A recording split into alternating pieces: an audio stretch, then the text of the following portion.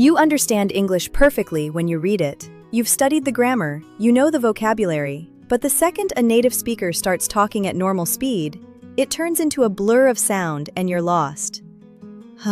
Here's the good news.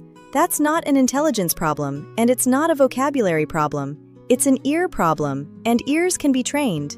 By the end of this video, you'll have 4 specific techniques that train your brain to catch fast, natural English without translating every word in your head first. These are the exact techniques that take students from, "I understand movies but not real conversations," to actually following what people say the first time at full speed.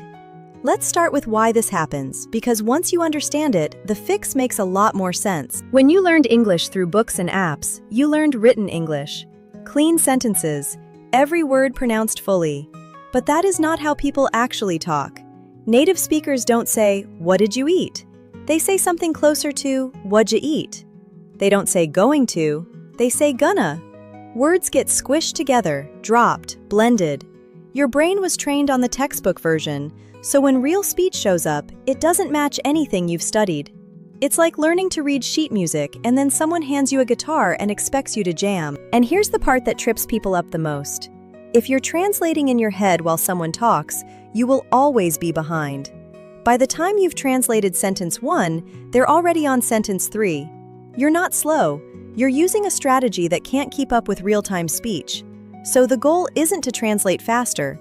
The goal is to stop translating and start understanding directly, the way you already do in your own language. Okay, let's get into how you actually build that. Technique 1 is called shadowing, and it is the single fastest way to retrain your ear. Here's how it works. You take a short clip, 5 to 10 seconds, of someone speaking naturally. You play it once just to listen.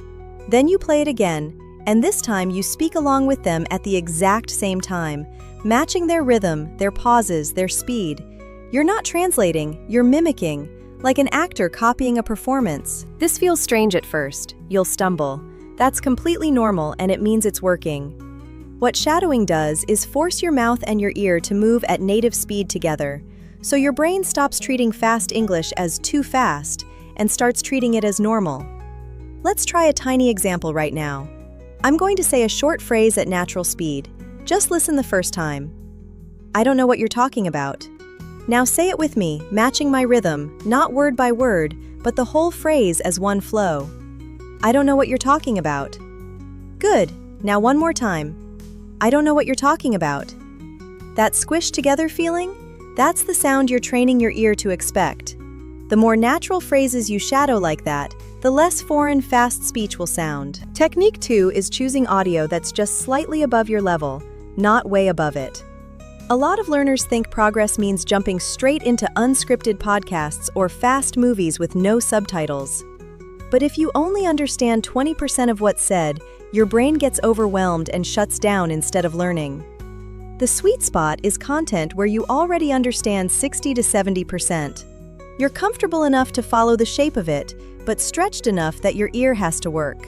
That stretch is where the actual training happens. Technique 3 is dropping subtitles gradually instead of all at once. Subtitles aren't the enemy, but if you always read while you listen, your eyes end up doing the work your ears should be doing. Try this instead. Watch a short clip with no subtitles first. Just get the general idea. Then watch it again with subtitles to check what you missed.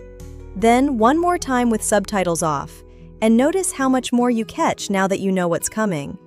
That third watch is where the real ear training locks in. And technique 4, the one most learners skip completely, is training for meaning instead of individual words.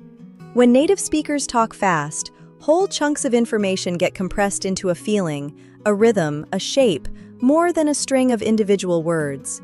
Instead of asking yourself, "What word was that?" start asking, "What is this person feeling or trying to get me to understand right now?" Tone tells you almost as much as vocabulary does. Someone speaking quickly and sharply is probably frustrated. Someone speaking slowly with rising pitch is probably asking something important. Your brain already reads tone naturally in your first language. You just have to let it do the same job in English instead of overriding it with word-by-word translation. Let's do one more practice moment before we wrap up. I'm going to say a slightly longer sentence at natural speed. Don't try to catch every word. Just try to catch the feeling and the main idea. Honestly, I've been meaning to call you back, but things have been completely crazy this week.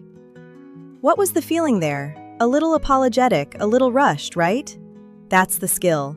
Catching that in real time, without translating a single word, is exactly what fluent listening feels like. Here's your homework, and I want you to actually do this one, not just nod along.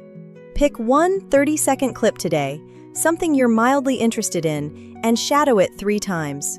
Not perfect, just 3 tries.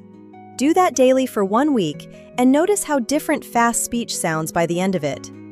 If you want a simple way to find native speakers to practice this with in real conversation, not just clips, I use and recommend italki. It's how you take everything you just trained your ear on and actually test it out loud with a real person. Links in the first comment. Come back next week and I'll show you how to fix the second half of this problem, which is speaking back at that same natural speed without freezing. Same time, same place. See you then.